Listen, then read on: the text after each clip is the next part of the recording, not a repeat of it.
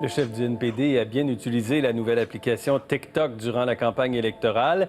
Cette application connaît un grand succès. Chez les plus jeunes, il faut le dire, déjà 1,5 milliard de téléchargements. Nelly Brière est spécialisée en stratégie de communication numérique et médias sociaux. Nelly Brière, bonsoir. Bonsoir. Qu'est-ce que TikTok?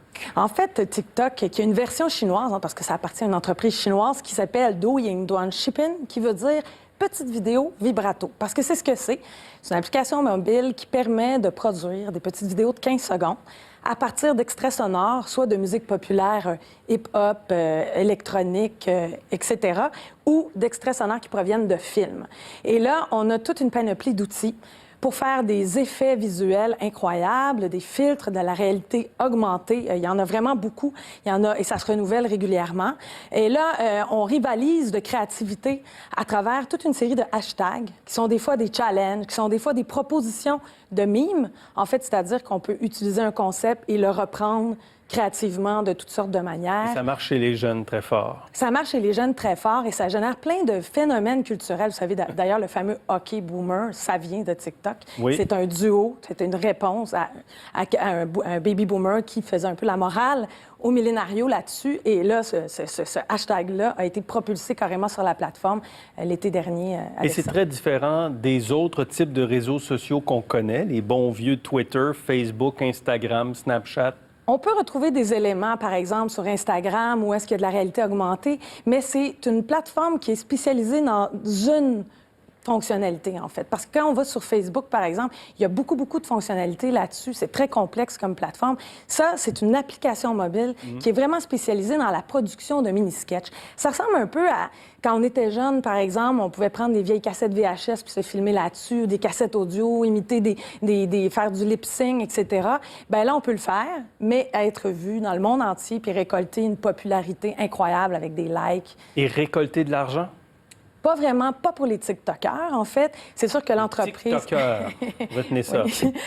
Non, parce que ce qu'ils peuvent cumuler, c'est une grande popularité. Après ça, peut-être avec des partenariats, ils peuvent avoir de l'argent, mais c'est pas comme YouTube, où est-ce qu'il y a une partie qui est rétribuée aux producteurs de contenu. Et même s'il y a de l'argent à la clé, parce que les gens qui utilisent TikTok peuvent acheter des cadeaux, des coins, en fait, de l'argent virtuel, acheter des cadeaux qu'ils vont donner à ceux qui font des diffusions directes. Bien, c'est seulement le petit cadeau virtuel qu'on a. Là. Il n'y a pas d'argent à la clé. L'argent va totalement dans l'entreprise. Et l'entreprise, elle, fait comment elle fait son argent? Bien, justement, en vendant ces petits cadeaux-là. Mais sinon, il y a de la publicité, évidemment. D'ailleurs, il semblerait qu'en Chine, ils réussissent à capter 23 des revenus issus des médias numériques, ce qui est quand même pas mal. Est-ce que c'est sécuritaire? Est-ce que c'est sécuritaire? Ça dépend pour qui. De la part des États-Unis, en ce moment, il y a des controverses parce que, étant donné que c'est une entreprise chinoise, ByteDance, qui est derrière TikTok, et qu'il y a eu une amende qui a été donnée parce qu'on récoltait des données sur des enfants de moins de 13 ans, 5,7 millions de dollars en février dernier, ce qui est quand même une amende record. Alors, on se demande qu'est-ce qui est fait avec ces données-là. On a peur que ce soit une forme d'espionnage. On sait qu'il y a beaucoup de surveillance électronique en Chine. Alors, on se demande est-ce qu'on fait du profilage commercial avec ça ou je ne sais trop. C'est des données souvent sur des enfants. Alors, de ce côté-là, il y a une controverse, mais d'un autre côté, c'est de la production de chorégraphie, de danse. C'est quand même très naïf comme contenu. Évidemment, il peut y avoir des petites connotations sexuelles parce qu'on imite ses vedettes préférées dans le hip-hop, dans la musique pop. Puis on le sait, parfois, ça peut être un peu très sexuel, comme ce qui est prôné là-dedans. Et des fois, comme c'est des enfants, bien, il peut y avoir de la captation de vidéos, de photos qui sont utilisées après dans les réseaux plus sombres de pédophiles qui font des deepfakes avec ça. Ah là là. Est-ce que c'est l'avenir des réseaux sociaux, ce type d'application, et cette application-là? Je pense que certaines fonctions de cette application-là constituent, oui, l'avenir, c'est-à-dire justement de faire de la production avec de la réalité augmentée. C'est magnifique parce que les enfants apprennent à faire de la réalisation, du montage, apprennent plein de choses qui vont probablement leur être utiles dans différents secteurs, dans le milieu du travail, même plus tard. Mais ça va être à voir. Tout change très vite dans le numérique. Là, j'aurais pas pu vous dire il y a 5 ans que TikTok allait arriver sur le... Voilà, fait que ça va trop vite pour dire que il n'y a pas de politique, hein? Donc, ça, c'est l'autre aspect qui est reproché à TikTok, c'est qu'il y a une censure totale de tout ce qui est politique là-dessus. On ne voit pas rien de Hong Kong, mais disons, la plateforme va mentionner, oui, mais tout ce qui est politique. C'est pas juste qu'est-ce qu'il y a à Hong Kong, c'est pas juste une censure chinoise.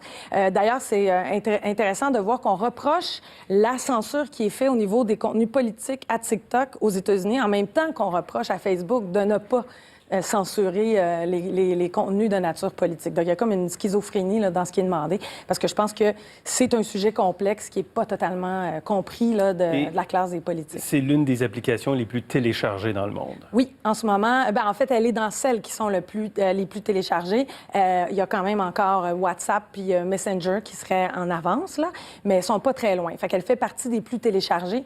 Et son avantage, c'est qu'elle n'est pas qu'en Amérique du Nord, elle est aussi en Chine et en Asie, bon. et près de 150 marchés. Là. Je sais ce que je vais faire ce soir. Non, c'est pas vrai. Nelly Brière, merci beaucoup. Merci bien. Ça fait plaisir.